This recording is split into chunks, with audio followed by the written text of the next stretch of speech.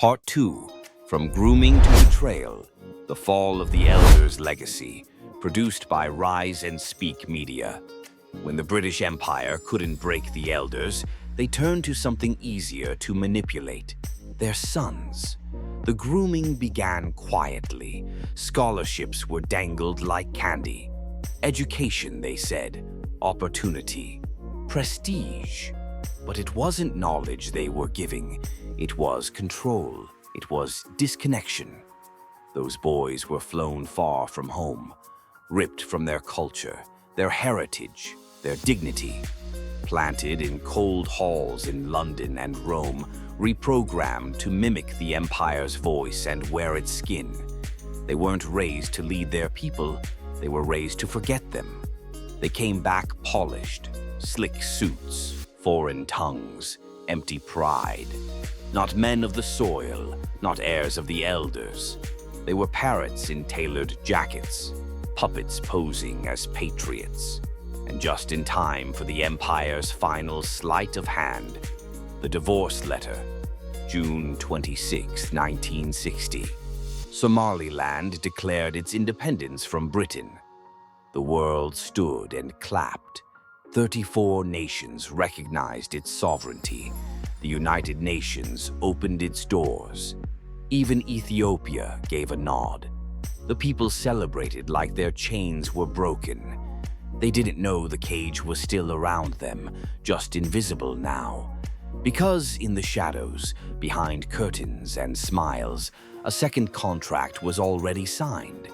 The hidden deal, drafted in silence, signed by a few British-groomed politicians, those hand-picked individuals too dazzled by a dream to notice the dagger in it. They sold the people a fantasy.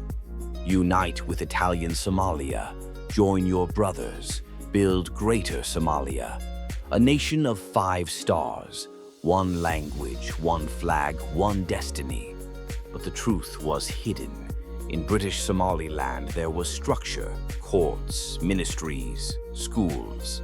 Britain had invested in education, producing well-trained youth, teachers, lawyers, clerks, accountants, journalists. Somalilanders were prepared to run a nation. But in the south, under Italian rule, the story was different. Italy did not build schools. They did not train administrators. They left no political structure, no constitution, no qualified civil servants, no trained politicians who could govern a modern state. The youth were not educated. The people were not prepared. The Italians had extracted resources, not invested in the future. It was not a protectorate like Somaliland. It was a colony, controlled, stripped, and abandoned. And this difference mattered, because when the two regions were merged, only one side had the capacity to lead. Only one side had built the systems a country needs to survive. A few brave men stood up. We are brothers. But this is not a legitimate union. It was never shared with the people. Unity must be based on truth and trust. They were crushed, stripped of platforms, blocked from interviews, cut from funding, erased from the narrative.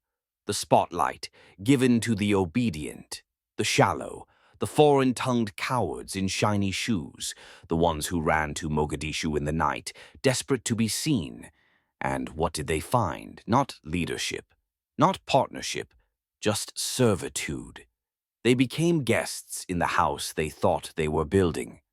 Mogadishu took everything: power, ministries, budgets, records, licenses, schools, agriculture, even national pride. Somalilanders who once led their own institutions had to beg for permission to build their own roads. If you wanted a license, fishing, education, media, healthcare, you had to crawl to Mogadishu. This wasn't unity. This was a calculated erasure. And the final blow? Those very politicians who once screamed, "We will lead the horn," ended up cleaning the tables in a house they never owned. The trap was set in the 1930s. The bomb detonated in 1960. and the fallout still poisons every generation that follows. End of Part 2. Part 3. The Mogadishu Mirage, coming next.